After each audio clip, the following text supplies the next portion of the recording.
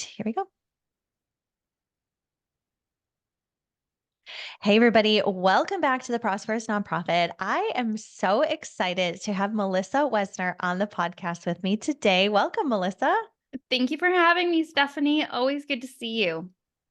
I know we've just spent the last 15 minutes like catching up. We were in a mastermind together for like a year and a half. And so we spent lots of time together in different places around the world. And I'm so glad to chat with you today. So, Melissa, why don't you tell us a little bit about yourself and what you do for work?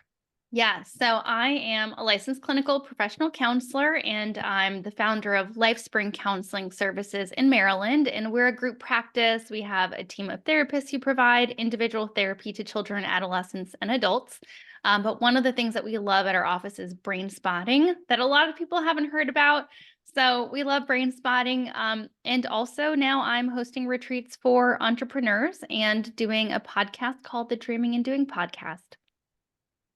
Amazing. Oh my gosh. Yes. So much good stuff. So tell us really quick well, maybe not really quick. Tell us what is brain spotting? Because when you brought it to our mastermind, I think like 99% of us were like, what is that? I've never heard of that before. So tell us what brain spotting is.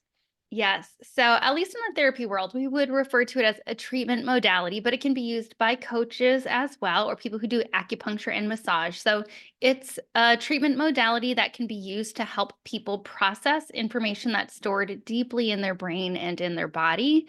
And people don't even have to talk. We help them find a location in their visual field where they can best access that information, and thoughts, feelings, physical sensations, and memories naturally start coming up and get processed. And so we can use that to help people process difficult things like trauma, but also you can use it as a leader or an entrepreneur if you're kind of up against a growth edge, something difficult happening in your organization, or if you're experiencing imposter syndrome. You can use that for those things. And you can also use it in an expansive way to help you be more creative, work through a writer's block, for example. And so there are a lot of exciting things that can be done with brain spotting. That's so cool. And is it like, can it be done virtually or do we need to like be sitting together in the same room? You can absolutely do it virtually. Some people are like, well, which one's better? I mean, I guess better is whatever you prefer, but both options are really effective. The only thing is that if you're doing it from a therapy standpoint, then you do need to be located in the same state as your therapist. But if you're doing it with a coach, then you can be wherever you want to be. There are no like rules around that. That is so cool, so interesting. And I like how you just shared like the different ways that you might use it. There's the therapy perspective, but also from I like what you had said about like expansive thinking. I'm always about like, okay, how can I think more expansively? And I think you had didn't you do a session for our mastermind people virtually, right? Yes, we did. I'm trying to think if we did expansion or not. I don't remember if we did. We might not have done expansion, but we are going to do expansion on our retreat coming up. We're going to be outside in Costa Rica, so I'm going to make use of this beautiful view that we have, and we'll do some expansion there. Oh, that's amazing. Yes. So tell us a little bit more about the retreat that you have coming up.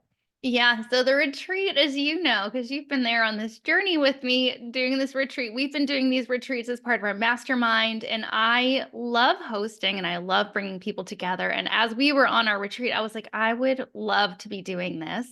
And so, sure enough, after much conversation in our mastermind, I decided to go ahead and do it. I'm doing a retreat in Costa Rica for entrepreneurs and leaders who are wanting to address their own well-being, one, so they can show up for their teams the way that they want to be showing up. Because if we burn out, then so do our organizations or our businesses. But also, I've been doing a ton of research because, as we know, there have been so many things that we're seeing during the pandemic that organizations are experiencing, whether it's hiring issues, people being burned out in their organizations, and retention issues. And so I've been doing a lot of digging on those topics. And the information has been so interesting because my background is as a therapist. So I'm regularly talking with people about mental health and wellness, but also looking at how well being fits into our organizations. And even our big ticket item concerns as organization leaders and business owners. And so we're going to be looking at wellness from that angle on the retreat as well. Oh, that's amazing. It sounds so dreamy. Like we were talking, I'm not exactly sure when this episode is going to come out, but if it does come out before your retreat, where can we find more information about it? We'll just start there real quick. Yes. So I can send you the link so you can put it in the show notes. But the easiest way right now is either to check out the Dreaming and Doing podcast. We have the link in our show notes there. Or to go to my counseling website where we have like our page at lifespringcounseling.net. Awesome. Cool. Thank you. Yeah, we'll definitely drop those links there. So if anybody is looking for a wellness retreat in Costa Rica with Melissa, definitely we'll have those links there to check it out. Okay. So tell me about, so actually, let me back up. This podcast, as we all know who are listening, this is called The Prosperous Nonprofit. And at the end of every episode, I ask all of the leaders that I interview, what does a prosperous nonprofit look like to you? And so many of the answers, I mean, pretty much nobody is thinking or answers with a financial perspective. Nobody's like, oh, a prosperous nonprofit is one that has $3 million in the bank. No, they are answering this question with things like their employees are well taken care of, their employees are not burnt out, their employees really feel supported in their job. They have a really strong organizational culture. And I think the reason that these leaders are answering in that way is because that's not really the norm in the nonprofit Mm-hmm. sector. So many nonprofit leaders just care so much about the mission and about the work that they do that they almost, I was going to say, don't even realize that they're burnt out. Maybe that's the case, but maybe they do realize that they're burnt out. They're martyring themselves to the mission of the Mm-hmm. organization and having this like compassion fatigue. So burnout is huge in the nonprofit sector. So I would love to just hear you talk a little bit about what you're seeing in terms of burnout and how can we prevent that, especially as leaders who are in this sector of like purpose driven work. Yeah, burnout has been such a huge topic, especially I think maybe not initially in the pandemic, but certainly like a few years in. That's especially, at least in the community of therapists, that's when I began seeing everybody talking about burnout. Mhm. Um, and I think one of the things that has changed, at least for therapists, is that we've been working in isolation. We've all worked from home, which was great from a safety perspective from COVID. But in working from home, I think people started to feel really lonely, really isolated. Some people's workloads have increased during the pandemic, especially if you're in a nonprofit or a helping profession. You're taking on more because you want to be helpful. You're thinking about other people. But sometimes in that process of helping other people, you lose yourself in that Mhm. process. And I think for people who are women, often in these helping professions or service industries, nonprofits, people can feel really guilty for taking care of themselves. They want to make sure that their children are okay, their families are okay, or everyone else but themselves is okay. And they feel really guilty for looking at how they're doing and taking care of Mhm. themselves. Mhm. Yeah, absolutely. Yeah, that's so interesting. I definitely think we certainly tend to push ourselves to the bottom of the list, especially when we're working with an organization that's just like so high need. There are so many people that need our services and need our work that it's like I just have to keep going because the list is never ending. So, what would you say to those people? How can we start thinking about preventing burnout before we get to the point where we just like cannot move forward? What are some things we need to be thinking about or doing to start to take care of ourselves? And I'm sure that I know you're not going to say like go get a manicure, like get a massage, because Hmm. I think our leaders are not going to be. They're like, yeah, I don't need a massage. I know that's not what you were going to say anyway, but tell us a little bit about that. How can we prevent burnout before we get to the point where it's like we simply can't go on? Yeah, I think the first thing that comes to mind is something that I tell people all the time is say yes when you want to say yes, say no when you want to say no. Mm. Yes. So sometimes, we can maybe have a trait where we want to please everybody. We have this people pleaser trait. And so we want to make everybody happy. And so we say yes, even when we don't want to say yes. And the Mhm, problem with saying yes when we don't want to say yes is that that's when resentment comes in. mhm, Maybe your boss asks you to do something and you want to make that person happy. And so you tell them yes, even though you don't really want to. Or even it could be like your partner. Your partner asks you to do something and you say yes, even though you don't want to, but you want to make them happy. But that's a problem because then we do get resentful. So imagine your partner asks you to do something, you say yes, you don't want to say yes.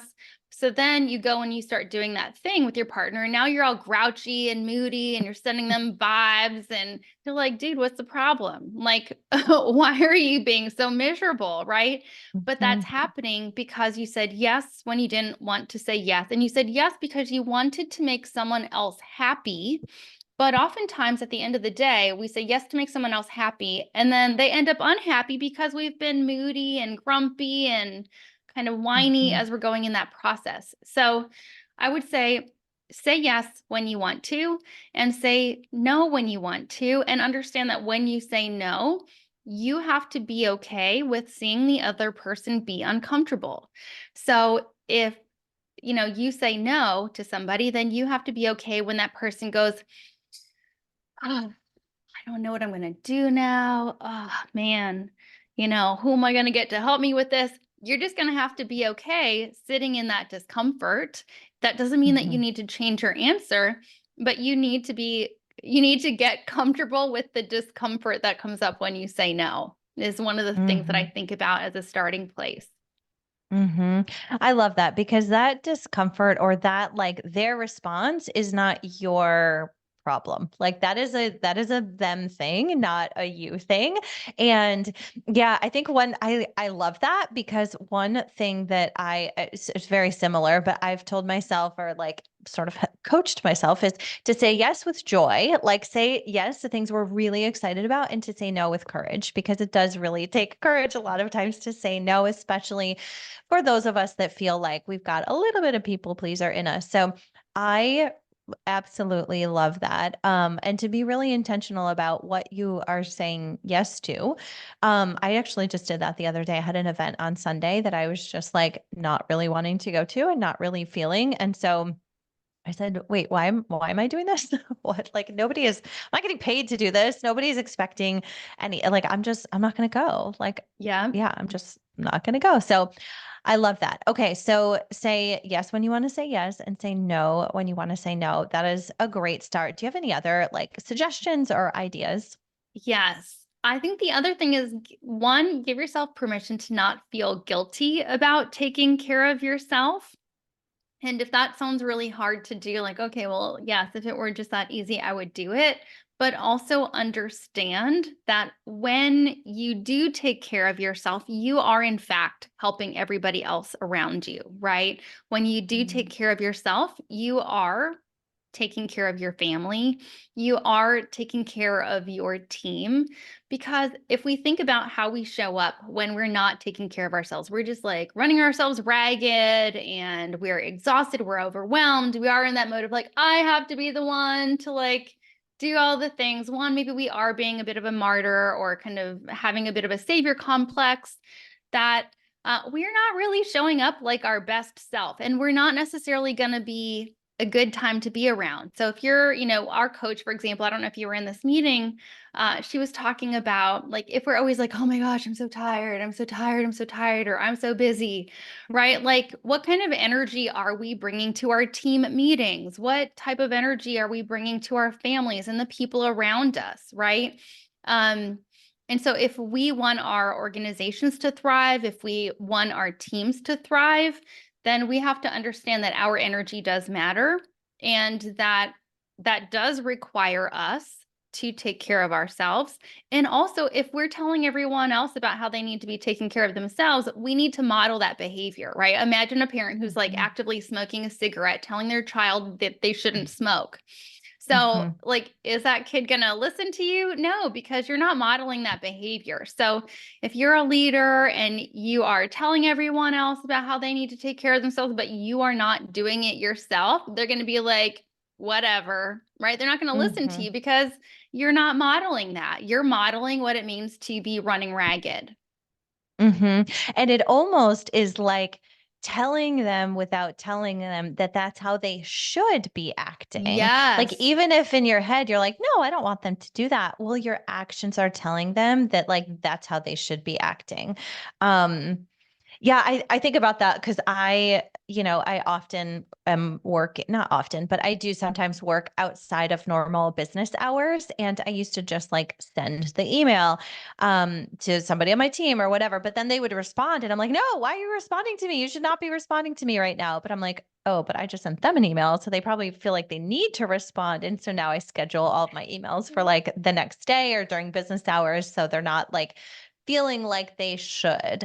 So I Yes. think that modeling behavior that you want to see in your team, because I think we all do want the best for our team and for our organization. We know that, like, working at that level is not really what we want for them. So why are we modeling that? I think that's great. And I think your point about showing, not being able to show up as your best self if you are burnt out, I think that's such good advice. I think about that in two different ways.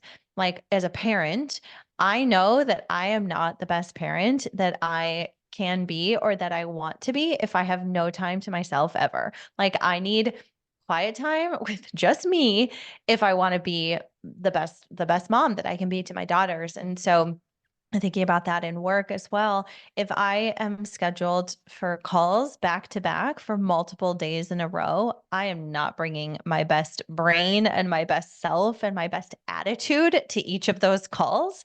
And so I've shifted my calendar so that I do not have back to back calls on back to back days. Like, I'm just not going to be my best self. But if I continued on that path of having back-to-back calls every single day of the week, that would 100% lead to burnout. So I think that's really, really good advice as well. And just emphasizing that because it's something I've noticed in my own work life by backing down and by building some boundaries. That has helped me a lot. And yeah, speaking of boundaries, how have you seen like boundaries playing into preventing burnout? And do you have any recommendations or any thoughts on, how we can set better boundaries for ourselves?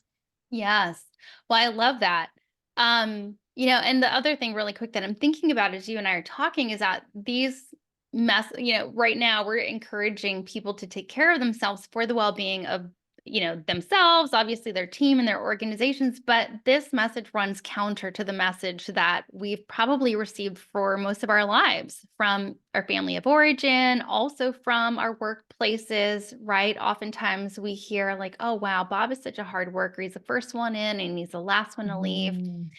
Okay, maybe he is, but also research shows that working such long hours, we're actually less productive than when we're in the office for like a normal amount of time.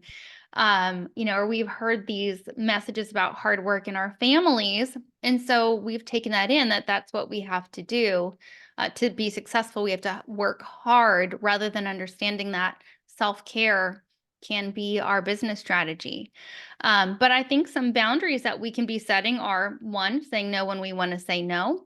It can be agreements in an organization like the one that you just mentioned yourself. And that's something that we've done at my office as well, saying, we're not going to be sending emails at night and on the weekends. And if someone decides on their own that they're going to be working, then we're going to send those scheduled emails.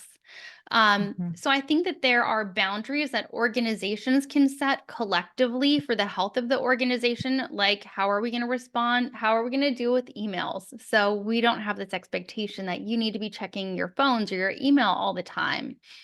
Boundaries about communication, like texting. Like, I know that some business owners or leaders are like, don't be sending me 100 messages all the time. Like, I want to be off. So some people have strong Mhm. feelings about that. Um, And also encouraging people to go home on time, like, can be like a community expectation. Like, we don't want to see people here working long hours. Like, we want people to go home. So I think Mhm. organizational boundaries in addition to your own boundaries. Um, one thing that I think comes up that I see with people who are in healthcare, especially nurses, because hospitals, there's so much going on there. But sometimes I see people like nurses say yes to 100 extra shifts. So they're already Mm. working their full-time job and they're taking one or two extra shifts because their nurse supervisor is asking them to work because they don't have coverage and the hospital hasn't hired enough people or didn't want to or couldn't, whatever the case might be. So then the nurse feels bad for their nurse supervisor and they Mhm. don't want to work an extra shift or two, but they say yes because they feel bad for their nurse supervisor. But as long as everyone in that organization says yes to requests like this, that nurse supervisor never has to go to the higher ups, the people who do have the Mm. decision-making ability to make sure that their unit is properly staffed. So understanding how some of these things can come up systemically as well, and how sometimes it has to start with us saying no, like maybe you can't count on the organization to hire the people that they need, but if everyone individually starts setting the boundaries, no, I'm not working late, no, I'm not taking on the extra shift. And while that might feel bad to set that boundary because someone else is going to struggle for a minute, it does mean that organizations then have to shift. Mhm. I didn't even think about that, but that's such a good point. Like if everybody says yes to the extra work and doesn't set those boundaries, the organization is going to think like, okay, we're good. I guess great. Mm-hmm. We've got some savings in our salary budget because we don't need to hire somebody because y'all got it covered. Amazing. Yes. Meanwhile, like the team is crumbling on the inside and like, getting ready to leave. And maybe they even do leave and then Yes. the organization doesn't even really know that anything is wrong until people are already gone. Um, yeah, that's a really good point. I love that. Right. Well, and even if we're thinking healthcare, right? Thinking about hospitals, hospitals might be like, well, no, we can't hire any more people. Maybe it's a funding issue. Okay. But if we think about this, if you burn out your staff, they're going to leave. If they're coming to Mhm. work exhausted because they haven't slept or because they've worked a bazillion hours, now we're increasing the likelihood of errors being made, which can cost you a ton of money. And Mhm. so understanding that taking care of your employees in that way is beneficial from an economic standpoint as well. Mhm. Yeah, that's so interesting because I know one thing we wanted to talk about is how, wellness and building a culture of employee wellness can really impact the bottom line of an organization. And as nonprofits, a lot of times every single dollar is precious. And, resources are often, hard to come by or we have limited budgets. And so, I think that there's sometimes a short-sightedness in nonprofit leaders where it's like, well, yeah, I can't afford to hire another, $75,000 salary.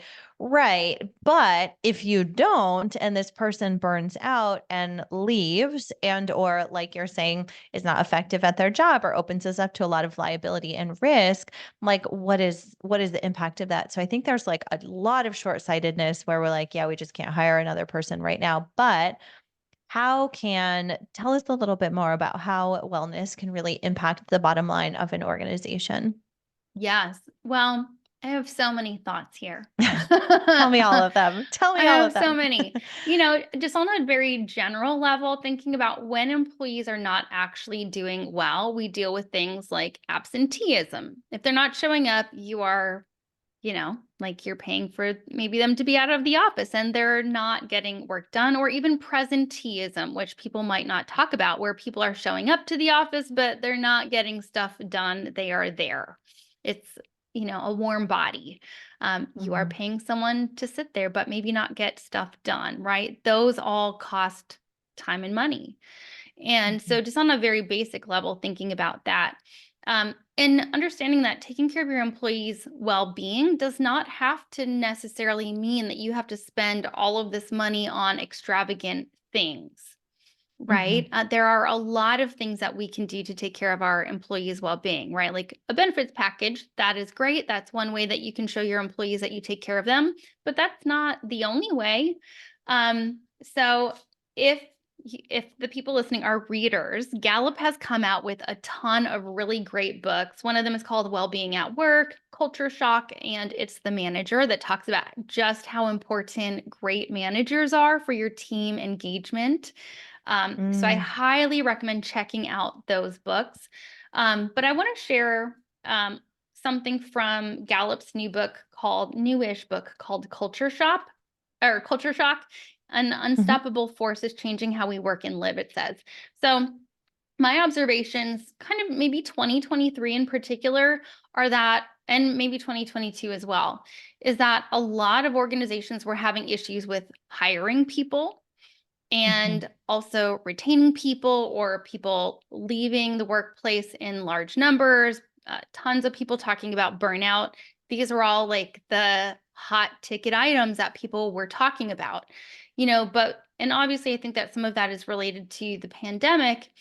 But we think about, how do we address hiring? How do we address retention? There's conversations about, do we work remote? Do we work in person? All of these things, right? And you might think about, well, I need to maybe hire someone or pay someone to bring in new workers, right? Which Mm-hmm. is a lot of money, but maybe not a lot of conversation around how can we use wellness to address that. So I just want to share this one section of the Culture Shock book that I love. Okay. So they did tons of research. So it's very recent research.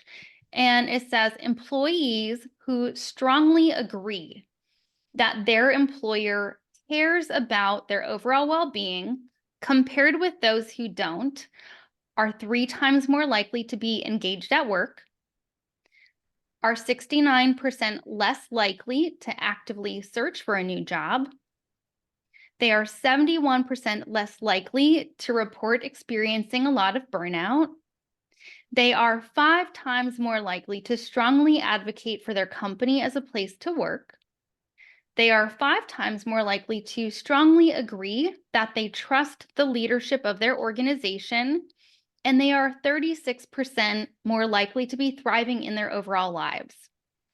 And that's not it. There's more. They said that they found that teams most likely to feel like their organization cares about their well-being have higher customer engagement, profitability, and Mm-hmm. productivity, lower turnover, and fewer safety incidents. So if we're thinking about all those things that I just read, right?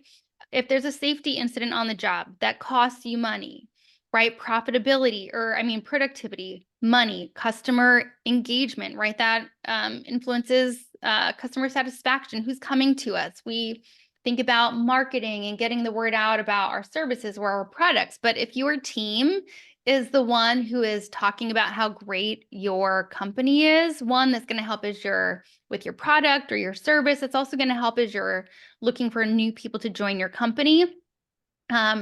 So just thinking about how taking care of your team's well-being can help you hit all of those really important items that companies care about, and probably have no idea that addressing wellness is one way to get there.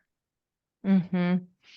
Yeah, I mean, those are some powerful statistics. Yeah, that's awesome. Thank you so much for sharing that. And I just wrote down, it will put the name of the books, the 3 books that you mentioned in the show notes, and I just wrote them down and like add to Amazon cart. So that is amazing. And it doesn't sound like creating a stronger culture of wellness in your organization necessarily needs to cost a lot of money, right? Like, what are Right. some things that, that we can do to build this culture that, maybe don't necessarily mean, oh, we're going to like ramp up our health insurance and it's going to cost us an extra $100,000 a year. Like, that's sure, maybe that's one thing, but that's not what you're saying. There's a lot more that we can do that's not going to cost a lot of money. Right. And one thing that I think would maybe be really important to add here, in the section that I just read, it says employees who strongly agree that the employer cares, right? So Mhm. that's really important, I think, because in their research, they're looking at the employees. So the employees have to strongly feel that the employer cares about their well-being. So, if an employer or a nonprofit is like, we're just gonna give them all these things, we're gonna give them all this PTO and these great benefits, but people don't actually feel cared for, then that's not going to work, right? Like today I was thinking about, like, imagine if you had a parent who just like threw money at you all the time as a kid, right? Like, here, go buy that bag that you want, stop your temper tantrum, here, go buy this, here's a credit card, go, right? But that parent didn't give you time, energy, nurturing, and love. Like, it wouldn't Mhm. really matter that your parent gives you money all the time, right? Because the thing that you probably want the most from them is, I want their care, right? I want to know that I'm cared for. But the same thing Mhm. with an organization. An organization can give people money and all these things like benefits. But if someone truly does not feel like the company cares about them, or that an organization really cares about their well-being, then that's going to be a problem, right? So really understanding, like, how do we facilitate a culture that communicates care for how our employees are doing? I think is Mhm. also part of it, right? And that's part of your office culture. There's a lot of research in these books about just having a meaningful conversation, 15 minutes a week with your manager. 15 minutes a week. In all of these books, they talk about this 15-minute conversation. Mhm. And this coaching conversation, and also one that focuses on strengths. They were saying that people don't love talking about what they're not good at, but a Mhm. 15-minute meaningful conversation with the manager that is growth oriented and that is strength oriented, just how impactful that is. That's so interesting. Yeah, 15 minutes. Like we can all carve out 15 minutes to help our employees feel like the employer cares. I think that's really interesting that you sort of emphasized that again, because when you read it the first time, I heard that, it was feeling like the employer cares. And so that's not has top of the line platinum level benefits package or has, 8 weeks of PTO. Like, no, they just have to feel like you care. And so that means you just have to genuinely care. Yes. Um, yeah, that's really interesting. And I think that like distinction or that sort of like little nuance that you pulled out is so important because you can care a lot without spending any money. Yes. um, yeah. And I'm thinking about, I don't know if you've done this, Stephanie, but if you remember one of the retreats that we went on, the speaker was talking about a weekly check-in that they do. And they have like 5 questions that they have their employees do at the end of the week. So that way they know, like, how was your week this week? How stressful was your week? What do you need support Mhm. around? And we've added some questions like, who do you want to shout out at our office? So we've also implemented this weekly check-in for our team just to see how are they doing, how stressed out are they. And again, the person who spoke with us about their check-in was saying, because then if on Friday I know what's going on, we can address it, and Monday people can come in feeling good. Whatever challenges Mhm. they were experiencing, we can help support them. So on Monday, they're good to go. And we've Mhm. been doing that at my office. And it's been really interesting because I'm finding out, what are the challenges people are experiencing, so I know how to show up and support them. I'm also finding out what are some of the things happening in people's personal lives that I wouldn't have known about otherwise, that they're just kind of putting on my radar. So I can also offer some support around that. And Mhm. so it's just been really interesting. Again, just a little check-in. It requires just a few minutes of my time each week, but allows for some more connecting to happen. Yeah. Oh, that's huge. And I like that it's like, you're not necessarily approaching that meeting with an agenda of like, here's what I need from you. Here's, what decisions do I need to make with a checklist? Here's what needs to happen this week. It's like, how are you? Like, how are you actually doing? I think that's huge and giving people a venue and a place to say like, actually things aren't really great right now. I think that's a lesson that everybody listening can take. And again, that does not cost anything, but can make a huge difference in helping employees feel like their organization cares. That's so Yeah. good. And I Um, yeah. And just to add, I was doing a workshop in the community recently on this topic with a bunch of HR professionals. And one of the comments someone had was, yes, the organization where I work, they just did a team building activity. It was something about using like spaghetti noodles and marshmallows. I think it's a popular Yes, activity. I haven't I've done seen that. it personally, but I've heard of it. And they were like, people were raving about this activity, right? Because it sounds like that activity, that team building activity, was not the norm for this Hmm. organization. And so when Hmm. they did that activity, it was like, oh my goodness, this was so great. We had such a good time. And so sometimes it really is the little things, the little ways that we can prioritize people and make them feel cared for. Hmm. I know. Yeah. I feel like I know what activity you're talking about. You got to build something Yes. somehow. Yeah.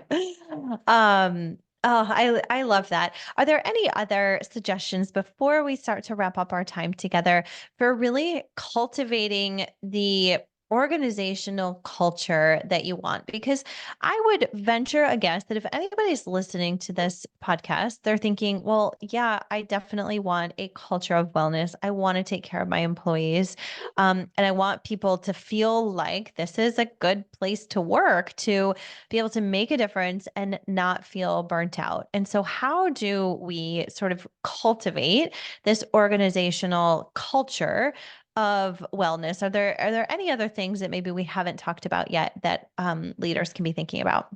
Yeah, I think the first thing that I think about is like talk to your team, right? Like sometimes as leaders, we're like, oh, I wonder if I did this. I wonder if I did that. We're just going to do this. And sometimes it's just maybe like throwing spaghetti at the wall to see what fits and what sticks.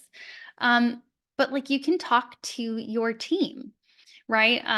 When we first started offering different benefits at my office, we sent out a staff survey. We're thinking about adding some benefits. What are the benefits you would like that are most important to you? Rank them. So sending surveys to your team, whether it's about your benefits package to see what they want or what they don't want. Maybe you're offering something and you feel like, oh my goodness, this is really such a big give. But like maybe your team doesn't care about it. So you can ask your team what they would appreciate and find helpful. And even if you wanted to find out about how your team is feeling about the organization and wellness, send them a survey, ask them, find out, because then we don't have to guess and they will tell you. And Gallup, I believe, has like a 12-question survey or questionnaire that they have used that leaders can check out as well, to see if you are able to utilize that or to modify that. But remember to talk to your team rather than guess what they want, assume what they want. Like go to them and ask them, get their input, because they're going to be a great source of information. That is such good advice. And it's like, that seems so simple and obvious, but often we're thinking of like, oh yeah, I think, what we should be doing. And it's like, wait, does our team even want or need or care about this? And that's something that we do often. And what I will say is that sometimes receiving feedback from your team can be difficult, Hmm. because if you're really giving them an opportunity to be honest, like their feedback might hurt some feelings. I know I felt like, we've done these surveys before and I'm like, oh, I thought this thing would be good and everyone hated it. Or like, oh, I really was trying hard here and it just didn't Yeah. land or whatever. So it can be difficult, but that is what is going to lead to, doing things that your team wants and really making an impact. And yeah, it's been painful for me sometimes to read some of the feedback when it's like my intentions were good, but it just didn't land the way I wanted or whatever. Yes, I hear that. We have done a survey as well before. This was a few years ago, and I gave them a survey. We do like an annual like retreat, and I had some questions Mhm. for them that I wanted to know. And consistently, I saw a lot of people who were like, I'm nervous about how much you work, and I'm afraid that you're going to burn out. Like that was consistently coming up on this survey, which one, I was glad to see, which sounds weird, but I was glad to see it for two reasons. Because as a leader, one of the things that I was always worried about is, oh my gosh, does everyone just think that I'm like here doing nothing, sitting on my hands is Yes. always like this fear that I Yes. have. So I was like, okay, they know that I am working hard. Like, okay, I don't have to worry about that. And also at the time, we were working on shifting some things and bringing in another clinical supervisor to support us and me. And so that was really helpful to see what they were seeing and to get that honest feedback, and also to know that it was in alignment with some shifting that we were going to be doing in that next year. Yeah, that's so funny. I feel the same thing. I'm like, I hope my team doesn't think I'm just like gallivanting about, like doing whatever. I'm like, I swear I'm working hard. Can check my emails. Yes, yeah, I love that. I think this survey is huge. And yeah, we use that to figure out like, are we going to continue doing our team retreat? It's quite a big investment. And I feel like it's a good use of our time and money, but like, does everybody else feel like it Hmm. is? Because if it's not, like, I will gladly save the, $30,000 or how much ever it costs to do this. So yeah, I think that's awesome. That's a great place to start, I would think, right? Like, let's Yes. start with a survey, see how our team is doing, see what they're thinking, what they need, and then kind of go from there. Absolutely. And I don't know if anyone that you work with or who's listening is trained in motivational incentives, but I'm also trained in Mhm. motivational incentives, which you can use with your team. You can use motivational incentives with clients. Banks do it all the time. Get this free thing when you sign up for your new checking account, right? So we're saying this is the Mm. desired behavior, opening up your checking account, and you'll get this free whatever it is, toaster oven. But again, even if someone is doing something like motivational incentives, you still want to ask, you still want to know what would motivate people to complete this action, right? Because if like Mm. I worked at an organization and they would ask people what they wanted, but on one occasion they had like all these Pepsi Cola hats that were donated to them because we were a nonprofit. But like, who's like, yes, I'm going to go to group therapy because I want that Pepsi Cola hat? Like, Yeah. probably nobody, right? Like, so you have to ask people what do they want, so that way you can design like a program. But again, it goes to like asking people what they want. Hmm. Yes. Yeah. I think that's so good. Awesome. Okay. Well, like I mentioned before, one question that I ask everybody before we close the episode is, what does a prosperous nonprofit look like to you? Yes. Well, I think that that is a very good question. Um, I think the thing that I first thought about when you asked that question is like something that comes from a place of abundance, an organization that comes from a state of abundance, right? Thinking that a mindset of like, we're doing good work and therefore the clients that we need will come. We are doing good work and therefore the people that we need to work at our organization will come. And just kind of trusting in the work that you're doing and how that will attract the people that you want, the clients you want, the people you want to work at your office. Yeah, I love that. So good. Okay, you have a couple links to share with us with, I think, a couple freebies. So can you tell us about those? And then for our listeners, don't worry, you will. Um, yeah, you will get the links in the show notes, but tell us about the freebies that we've got. Yes. So I love the things that we've put together. I know we've put them together, but we do have a burnout prevention plan. So that way, people who are like, I'm feeling a little crispy or I don't want to get crispy, just some things that they can do that are maybe different than the typical recommendations for, it's not like go to the nail salon, but we have a lot of different strategies on there about getting stress off your body, minimizing burnout that I hope leaders will find helpful, or people in your organization. People can share it with the people who work at their nonprofits. And these are very simple, doable strategies for preventing burnout. They can be done quickly, easily. Um, the other thing, when I work with people who are leaders or entrepreneurs, they have a terrible time trying to leave the office. They're like, I feel stressed when I leave the office. I'm worried about some catastrophe happening, or what if people need me? They just feel like they can't leave the office or take time off. And so we've also created a checklist to help people get out of the office, to think about these are all Love of the it. things that you can do to get ready to leave the office so you can go and you can have a free mind knowing that you've done all of these things before your time out of the office so that your team is good, they're taken care of, and you can not think about work while you're on vacation or on a retreat or wherever you're going. Oh my gosh, I love that. I need that. I will go download that. Oh, that's fantastic. Well, thank you so much, Melissa. We will put the links to all of these. We'll put your yeah, your website link and these two really useful resources as well as your retreat link, all of the things will go into the show notes. So everybody listening, please go check that out. And then oh, also your podcast. Your podcast, tell us the name of your podcast and where we can find it. Yeah, so it is the Dreaming and Doing podcast, and it's on Apple and all of the other places. But it is a weekly podcast where we're providing inspiring episodes for people who are big dreamers and action takers who are wanting some inspiration from people who are wellness experts and successful entrepreneurs. Ah, amazing. Yes, definitely go check that out. And you and I think, are recording an episode on Friday that I'm going to be Yes, a we guest on your are. show. Oh, so exciting. Awesome. Oh, Melissa, this was so good. So useful. So many actionable things that our listeners can easily take away and start implementing immediately, which is my favorite kind of conversation. So thank you so much for being here. I appreciate you. All right. Thank you, Stephanie, for having me.